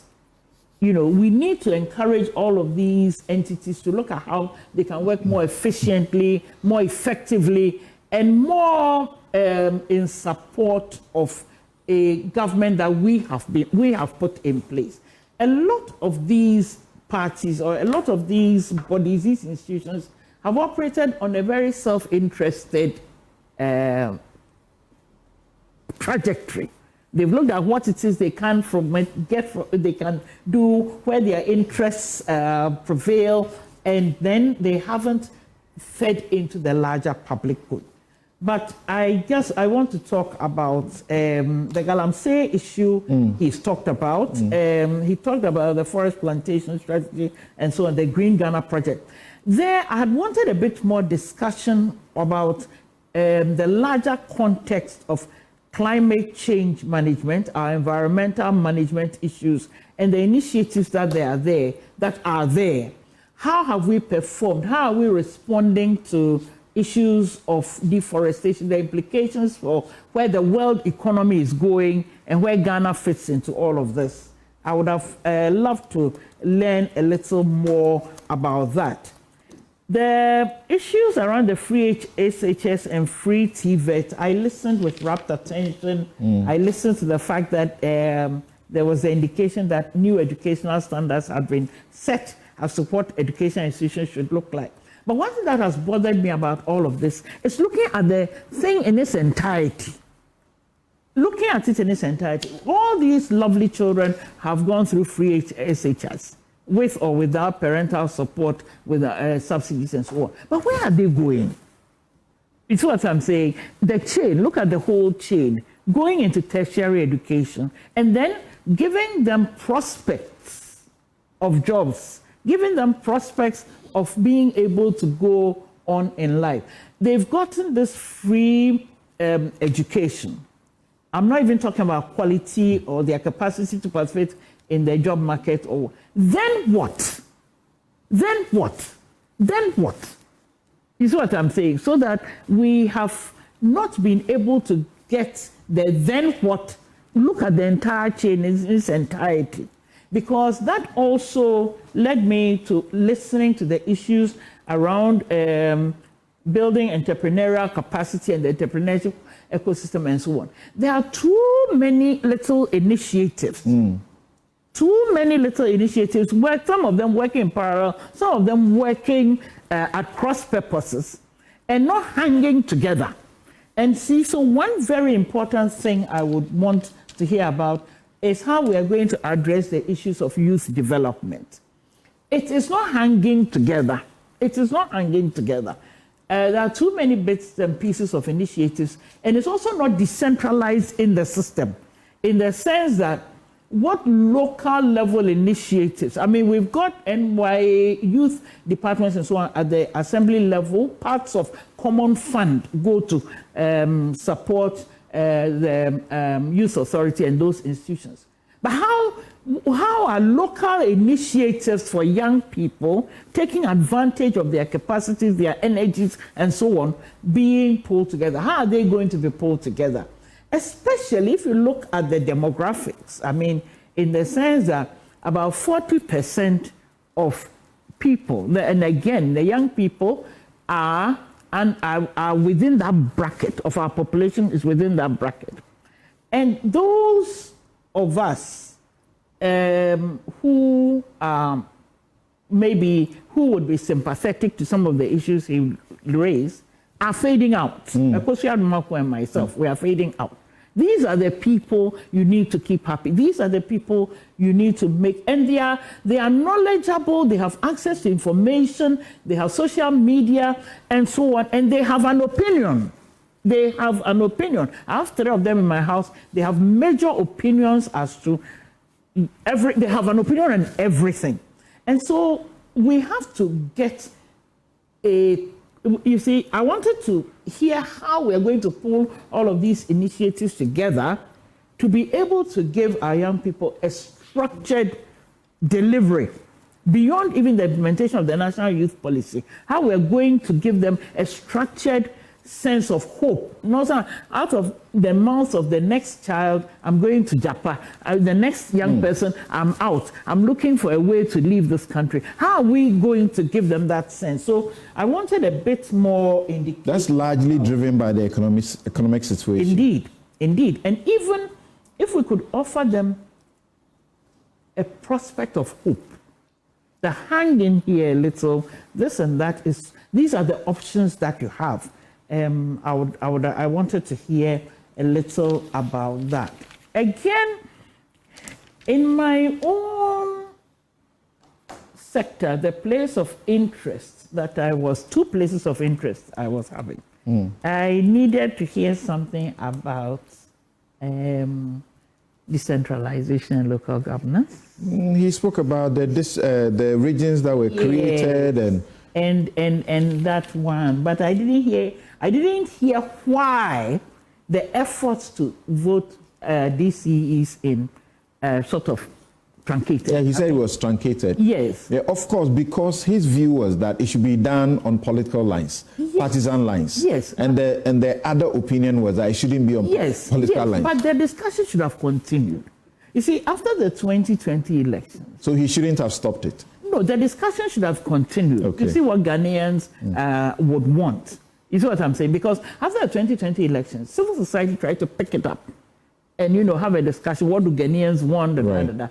I wished that discussion had continued to a certain end. But the total silence was not a good thing. CDD did a number of surveys. Yes, they did. And the popular view was that people wanted non-partisan. That's right. That's right. That's the position the president doesn't agree with. Yes, but you see, you can't agree with everything. You see what I'm saying? There are situations where you make compromises and say, okay, if this is what you want, these are the spaces, the room for maneuver that we can take account of or take. So he failed in that area. So I'm not in the whole area of decentralization. I wanted more. For instance, there was a major, far-reaching plan, SADA master plan. It was, to me, a very solid document. Okay. So we sort of transited into the development authorities. We didn't hear of them again. And for me, that was a major pity, if you like. It was a pity. Okay. Another pity for me was the One District, One Factory initiative.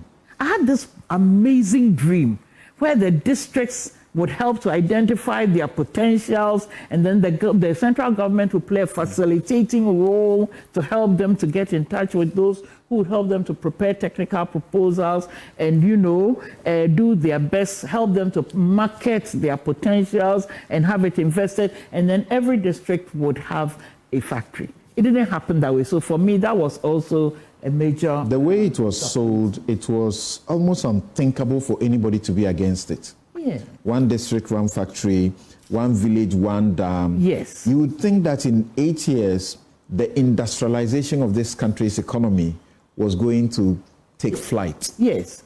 Because... So that's also another failure for you. Local economic development. So that for me would have been a fulcrum around which, so that even if central government helps you to initiate one major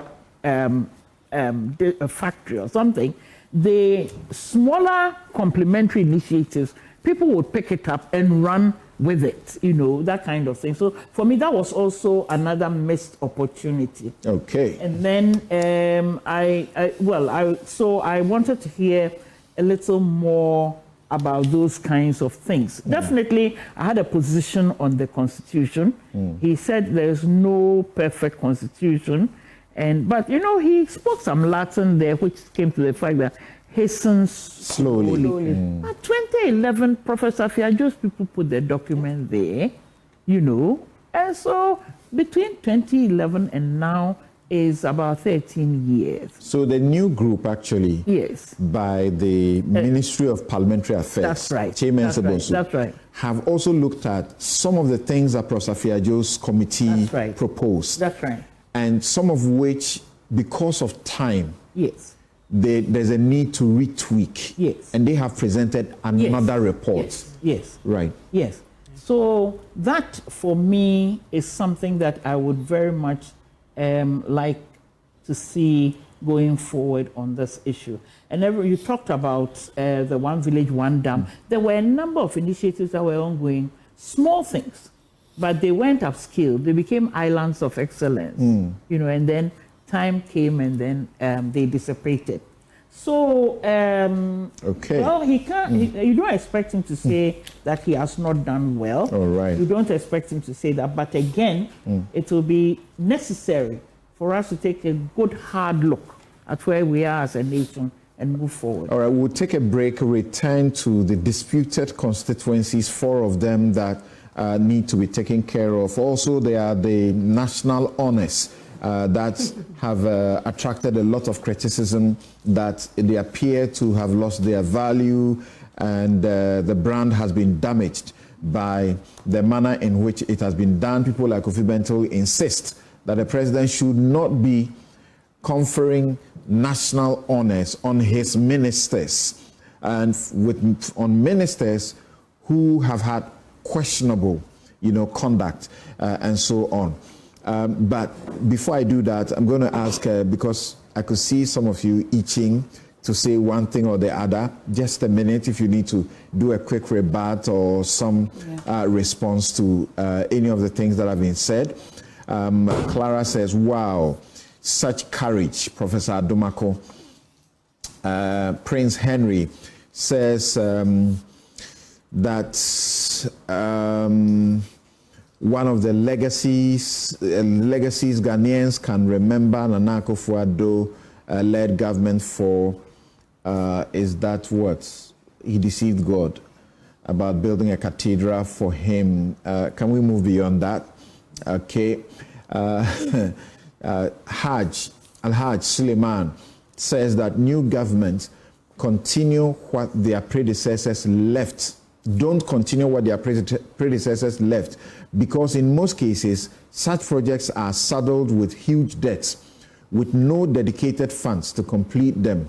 In reality, if new government would focus on completing previous projects, they would be left with no fiscal space to start their own programs. This is an MPP, you know, guy sending this message. That's difficult to appreciate. The president is appealing to John Mahama to finish the Agenda 111 projects. He says, to resolve the problem, I suggest all projects above a certain threshold be set in law, an act of parliament, which shall spell out a dedicated source fund, completion timelines, etc. There must be punitive aspects to such a law. Well, you know the thing, proverbial thing, which is actually true to a large extent. People just want their 10% taken quickly, and the rest, they don't follow it. Now, you say that it's time for Joyce to shift gear from campaigning to delivering on the promises made by the NDC. The people who voted for change are watching closely, eager to see the fulfillment of the lofty promises like incorporating private schools into the free SHS program, increase cocoa farmer compensation from 3,000 to 6,000, reduce taxes, and even lower prices for staples like kenke. Okay, okay, thank you. That's too long a message. That's all I can read for now. Yes, so let me hear you quickly. Fati wants to say something briefly. That's under a minute. Yeah, Samson, just a few points I noted, and I thought I'm in the position to share information. Very quickly. So I wanted to use this to do that. in terms of President Akufo-Addo's record of completing legacy projects, just as the gentleman said, you can't do everything. But his record still stands tall as a president who completed most of the legacy projects that were left behind. The e-blocks, the NDC was left for 8 years. The NDC completed 29. As of 2022, President Akufo-Addo's government had completed additional 31 e-blocks. In fact, the majority leader then presented this information in Parliament, and it wasn't contested. So I believe if your team checks, they will find that. Okay. Also, I just wanted to share an information with Prof about school feeding. The school feeding program under the Ministry of Gender, Children and Social Protection is for basic schools. The one that they were talking about, the 80 pesos in the past, and now moved to 1 CD, 50 pesos. So that is run by Ministry of Gender. The feeding component of free SHS is in 2 parts. The non-perishable parts is handled by the National Food and Buffer Stock Company, which is supervised by both the Ministry of Education and Ministry of Agric. And the perishable part is the disbursements that are sent to the headmasters to buy like tomatoes and other produce for the schools. There was also this issue about one district, one factory, finally. And I also wanted to share light on it. It is one of the projects of this government that regrettably, I think we didn't sell enough. Not that the factories were not constructed, not that the projects are not there, but the marketing around the program did not go as planned. You agree with me that... You don't have to sell. If they exist and they are functioning yes, they well, exist. In fact... people will know and they will sell themselves. There is a reason why I'm saying it was not sold. I have always referred to this tomato factory that produces Lavans at Suhum. I didn't know it was a one district, one factory initiative. I saw the products on the market, and even as a government appointee, I didn't know it was President Akufo-Addo's legacy. When I went to Central Region for the regional town hall meetings, from Kasua all the way to Cape Coast, 13 1D, 1F factories completed. Yeah. I'm not talking about started though. No, completed Samson, and operational. Let me clarify this. My problem is the process. My problem is the process. I don't have data on how many was completed for what. But my problem was the process. I saw the 1D, 1F as an opportunity to invigorate local economies. But you see, when you do local economic development, it is driven by local initiative to be able to harness local resources and get the multiplier effects into the local economy. This is what I'm saying. So something owned by the locality or based in the locality, employing people from the locality, putting money in the locality so that even attendant industry or economic activities can sprout from there. Okay, thank you. So finally, what I am saying is that I believe there is so much that President Akufo-Addo did. Of course, I wasn't expecting my sister to admit to one good thing, but at least she should praise President Akufo-Addo for creating Savannah region. I think the developments that have gone there, she must appreciate. She admitted to one thing. No, that one is not relevant. Your appointment. It's not relevant. I think there was so much more she admitted. And you know, she has won an election convincingly. So I have to allow her to, her bragging rights there. She's earned it. So everything, the weight, I said, she has won an election. So we leave it at that. But I don't believe it is fair to say President of Akufo-Addo's government, there is a vote of no confidence, failed, blah, blah, blah. The former president your own people are saying that. Your own people are saying that. Your own people in parliament. Your own people in parliament are saying that there's a vote of no confidence because President Akufo-Addo did not do the right things, including when there was the groundswell of Ghanaian opinion that the Minister for Finance should be removed. He didn't. So the MPs who were involved, Apia Kubi and the rest of them, they have been saying it, that Akufo-Addo lost these elections for the MPP in 2022. Okay, of course, they have shared opinions. I do not share in that opinion because I believe it did not matter who was finance minister at the time that we were going to a global economic crisis. Sometimes, even as ministers, if you want projects at your ministry and all that, you are passionate. The finance minister who told the Ghanaians that we will not go to the IMF. Watch my lips, we won't go. Then we went to the IMF. You know, people have, anyway, so at the risk of joining the discussion, as a few of my critics will say, I don't know if Prof and Doc Angela, you want to say anything quickly before we take a break and return to the other issues? Definitely. Yes, let's hear you. Yes. Okay, Angela first. You're muted. Okay. Can you hear me? Yes, please. Right. So one of the things that puzzled me around the economic issues was whether the haircut was the only way. You know, did we have an alternative that the government refused to look at, to examine? Okay. And we look at the impacts that they had on people, and it's still having these rippling effects. So it still, bugs my mind. The other thing is about communication. And the minister just affirmed it, that there were so many things. One day I just drove through atomic energy because there was a lot of traffic. And then I went to pass through the atomic energy school. And I saw all these buildings, which was apparently part of the barracks development. And I was saying, wow, I've lived here for a long time. Where did these sprout from? Apparently, so many things have happened. And the government communicators were totally lost. Some way, somehow, we were not hearing enough from the government communicators. Now, until Richard Ahiaba and then my sister Fatih there, who now began to project a lot of things that the government was doing, which was lost to many of us. So much so that even Kweku Bako complained. And commentators who usually, speak on behalf of the government were complaining about government communicators who are not giving them enough information. Is it about the communication of people's reality?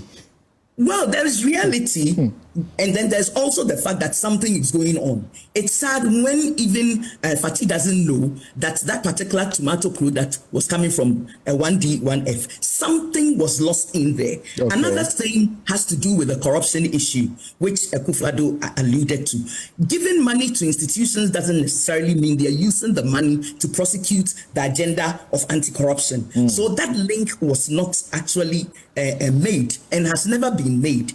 And I think until there's political will, and here to the new Mahama government, to even change the legislation we have now to reflect a legislation where the burden of proof is shifted to the one against whom an allegation is made, we are not going anywhere. One of the indicators that I would know that the government is serious about tackling corruption is to change the burden of proof in our legislation. Leanest government by the Mahama government, yes, we're waiting for it. It will need KPIs. It will need TORs. It will need sanctioning, so that people will know that we are indeed coming into a lean and an efficient government, as he's saying. Thank you. These just a few of the Thank you. things. Let's hear from Prof.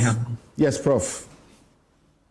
Thank you, Samson. Thank you, my sisters. And I want to give a shout out both to Fatih and Joyce. I think they are doing an excellent job on behalf of their parties. Their parties should be proud of them. But sweetness of the... I'm proud of them as younger sisters. Fatih, I think, should be my daughter. Thank you. Yeah, and how knowledgeable they are in what they are sharing. But they have to speak on behalf of their party, so they are doing their job. Right. There are kind of two things that I want to say, and I want to land on the question of hope that Esther referred to. But before that, when we're talking, I'm sure we'll talk a bit more about constitutional review. And we can talk about the NPP. Their term has ended. I'm looking forward. And so while I may not be holding my breath, because we've had an NDC government before, and we've seen certain things that happened, and we are praying they will not happen again. I have said that many of us, there's no honeymoon period. They've got to hit the road running. So all the things that Joyce said, I will be playing today's recording back to her. not a year, in 6 months, to remind her that this is our expectations of the NDC, and to remind them that when in 2018, I think it was, that President Akufo-Addo attempted to begin a process of changing elections at the district level. My understanding was that there was an agreement to begin this process in Parliament. Who were the ones who killed that process? It was the NDC. We might have begun with tinkering with some of these huge appointments that are made by the president. So again, to serve our incoming government notice that we are watching them. The other that I want to say, I'm following up on something that Angela said about accountability and corruption. We expect that every person who is appointed by this incoming government and those who have been elected will declare their assets day one.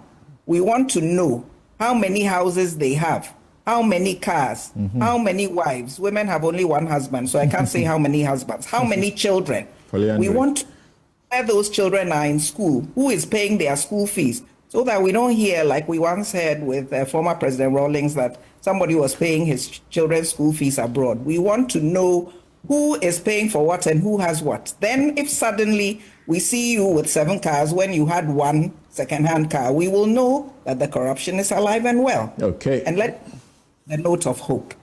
Thank you. Right now, there are a number of people, many people in this country, especially our youth, who have lost hope, who are singing the I For Love Ghana tune, drumming it up and down the alleys. If the incoming government wants to make sure that this country prospers, they have to think about young people. Esther said it, Angela has said it. I think both Joyce and Fatih have alluded to the youth. All right. If we don't, rhetoric is cheap. Anybody can talk. What we see happening, and we can see it happening, so it's not everything we have to wait 4, 6, 8 years to see. If there is a change of attitude, if there is a change in the way the people who are appointed position themselves towards us, we don't want to hear the sense of entitlement in people's voices. Okay. We don't want people quoting scripture to us. I'm a Christian. I can read my... All right. Thank you, Prof. Right. And do the wrong. The hope that we can instill in young people will come from the actions, from the honesty, from the integrity, from the kinds of people appointed. If you put a bunch of incompetent people with no experience, we will know from day one that you are not serious. All right, thank you very much. And you guys have been dealing already with an aspect of the discussion, that is the expectations of the Mahama administration. Andrew Mercy says, without proper planning and good structures, we might end up seeing more fire issues in the future. OK Lelewanu says that arrogance has taken over Akufo-Addo. Just look at what his wife did to Honorable Boa and the speaker. Well, she didn't want to shake hands and spoke about, as we heard, I didn't hear it clearly, that the speaker had sat down and watched people denigrate the husband too often. Well, that place is a place for freedom of speech. That's the peak of it. So I think maybe Auntie Rebecca should be told that in that room, the speaker cannot stifle people. We thank Ghanaians for this huge repudiation. Ruth Jokoto says, I also want to know where Ghana is currently when it comes to climate change. The afforestation Green Ghana project and the energy sector. Kindly let Madam Fatima take us through a bit of this. We can do that another time. Benjamin, I'm coming. Benjamin Kwame says the burial of the dead is a lesson to the living.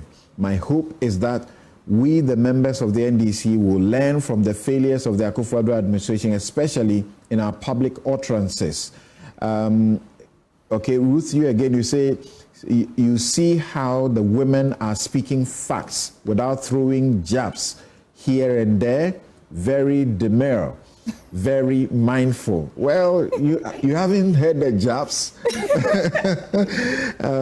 Blue from Ghana says, this is possibly the best panel you have had in a while. Brilliant submissions by all, but special mention to Professor Akosia and Madam Joyce. Well, thank you. I've seen many of those similar comments, Malco, Afajenu, and all of you. Let me just read a couple of them. This one says, this is an amazing panel and solid steer from you. Thank you. Okay, thank you about that. One's credibility, thank you. I have noted that. Anio Sabote says, really enjoying all the female panel, the all-female panel, proper intellectual discourse, and who feels it knows it kind of banter, hard but respectful. Happy New Year to all of them, especially Angela Jamnabuaji. Anio Sabote from Prampam. Prampam said that, Auntie Esther, where you left out with the local government system is excessive but unconstitutional powers given to the District Assembly's Common Fund. Okay. Okay, that's noted as well. Independent presidential candidates previously, Jacob Oseyebwa says that the president at the last SONA really became what Kennedy Japan described him as a, quote, tree stump with no one around him, end quote, or the proverbial despotic king whose clothing was smeared with feces and no one could alert him. How can he be bold to say these things to Ghanaians even after the 7th December elections without appreciating why his government was massively rejected? Jacob Oseyebwa is the one saying that. Samuel Brian Boabing is telling me about Samuel Bryan is telling me about Akufo-Addo's legacies. So we will certainly be dealing with the list of all of that. Yakubu Ibn Chamba says this election marks a clean slate for Ghana to rewrite her wrongs and start afresh. Succinct presentations by your panelists. Thank you for those. I'm also proud of Joyce and Fatih, but I'm worried they use all their energy to serve political parties who they know they come only to destroy our country. Okay, has the Galamsey journalist gone to sleep? We need to know the water levels. Let's know about that. And you say the president-elect spokesperson Joyce is marvelous and will remain a masterclass for the president, an A-plus kind of woman. Thanks for your comments. A big thumbs up to Professor Ampofo for her excellent intervention. Declaration of assets and liabilities by appointees is the way to go to ensure zero tolerance to corruption and impunity. And I'm going to take a break here. And thank you. Yes, we know that they are a stellar group of ladies who have been making the presentations so far. Yes, it may be the best ever in this year. You said this year, but actually this is the new year. This is the first program. And on your Twitter trends, go and check. Newsfile, as always, almost every Saturday without a fail, is at the top. Yes, Joyce, quickly before we take a break. You know, look, I love the perspectives from my big sisters. And of course, I told everybody that I was coming here to learn something new. You know, I love Dr. Ampofo's perspectives. But you see, look, I believe that there were a lot of things that we could all have criticized over the last 8 years, okay? I believe the rhetoric really is actually how we articulate what it is we intend to do. So whether we like it or not, there'll be a little bit of that. But yes, I agree with Auntie Esther here that less talk, more action. So please, you know, Akosia, you know that. We have to state our case sometimes. And whether we like it or not, it's actually very, very normal. As the rhetoric, it ain't cheapo. It just depends if you can back it with action. And that is really what the difference is. And I hope that we can deliver on that. But I agree with that person. Look, humility, respect for the electorate and the citizens of Ghana. Be honest as much as you want to be. But yes, all of us must eschew arrogance. we ought to eschew arrogance of power. Thank you. Thank But you. it can happen to anybody. That's a good note on which we can take this break. And when we return, we'll hear their views on the disputed, 4 constituencies. The court is going to give a ruling this afternoon, a judgment or a ruling this afternoon on the mandamus application. Will it grant it? Will it refuse it? And will we have a parliament inauguration that will be devoid of what we saw on the 7th of January 2021? The honors, national honors. Who is it in that number that was undeserving? Why the criticism that is this harsh at the president? We'll be right back.